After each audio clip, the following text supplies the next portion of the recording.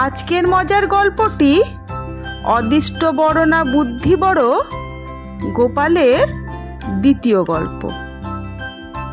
এক গরিব বামুন অর্থলাভের বাসনায় ভীষণ তপস্যা শুরু করলো।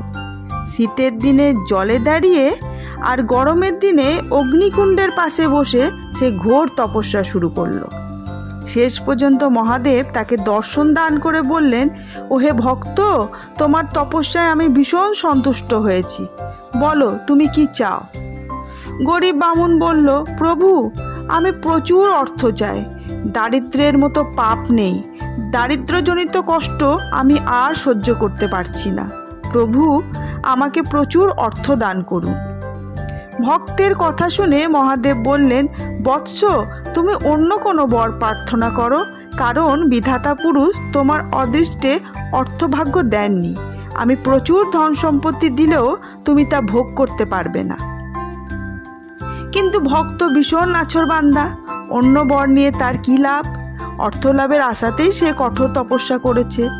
সে বলল, প্রভু, এমন একটা উপায় আপনি করে দিন যাতে আমি অতুল ঐশ্বর্যের অধিকারী হতে পারি।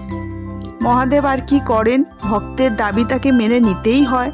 তিনি ভক্তের হাতে একজোড়া পাশা দিয়ে বললেন, 3 বার তুমি যা প্রার্থনা করে এই পাশার দান ফেলবে তাই পাবে। মনে থাকে যেন, শুধু 3 বার। ইচ্ছা করলে তুমি একেবারেই অতুল ঐশ্বর্যের অধিকারী হতে পারো, কিন্তু যেহেতু তোমার অদৃষ্টে ঐশ্বর্য নেই, সেই হেতু যাতে তুমি 3 বার সুযোগ গ্রহণ করতে পারো, সেই জন্যেই তোমাকে এই পাশা জোড়া দিলাম।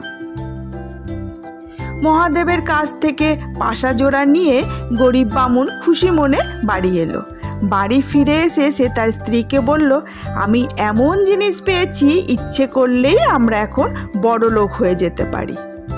বামুনের কথা শুনে বামুনি ভাবল, অর্থাভাবের কারণে এবং পাওনাদারদের তাগাদার যন্ত্রণায় বামুন গৃহত্যাগ করেছিল। নিশ্চয়ই বামুনের মাথা খারাপ হয়েছে, নইলে এমন সব অদ্ভুত কথা বলবে কেন? বামুনি বামুনকে বললে, কি এমন পেয়েছো যে এত বড়াই করছো? বামুন পাশা জোড়া স্ত্রীকে দেখিয়ে বলল, যে সে পাশা নয়, একেবারে শিব প্রদত্ত। বামুনি হেসে বলল, আমি ভাবলুম এতদিন পরে 7 রাজার ধন কোনো মানিক নিয়ে ঘরে ফিরলে বুঝি, এখন দেখছি একজোড়া পাশা মাত্র। দেখো বাপু, আমি তোমার কাছে কিছু চাই না, তোমার ওই পাশার দৌলতে একজোড়া শাখায় এনে দাও দেখি, তবেই বুঝবো তোমার কেরামতি। স্ত্রীর কথা শুনে বামুন ভীষণ চটে গেল। কোথায় রাজত্ব বা রাজপ্রসাদ চাইবে, কোথায় কুবেরের ধনভাণ্ডার চাইবে, চাইলো কিনা একজোড়া শাখা। তবে ওই মাথায় উঠুক বলেই বামুন পাশা দান ফেলল। ব্যাস, ওই দান ফেলতেই বামুনের সর্বাঙ্গে অনেকগুলো মাথা উঠে গেল। সে এক বিতিকিচ্ছিরি ব্যাপার। বামুনের সর্বাঙ্গে অতগুলো মাথা গজিয়ে উঠতে দেখে বামুনের স্ত্রী বলল, তোমার পাশার ক্ষমতা আছে তো, পাশার ক্ষমতায় এইবার সবার আগে মাথাগুলো হটিয়ে ফেলো তো বাপু। বামুন তখন আর কি করে, সে বলল, যারে সব মাথা হটে যা।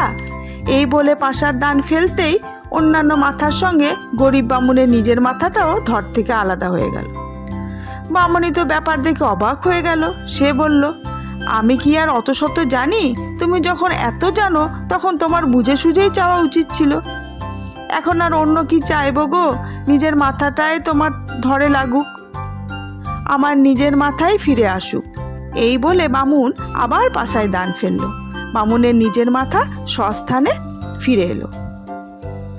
গরিব বামুনের অদৃষ্টে ঐশ্বর্য নেই বলেই তিনি 3 বার সুযোগ পেয়েও শিব প্রদত্ত পাশা জোড়ার সদ্ব্যবহার করতে পারল না। গল্প শেষ করে গোপাল বলল, তবেই বুঝে নিন, অদৃষ্ট বড় না বুদ্ধি বড়।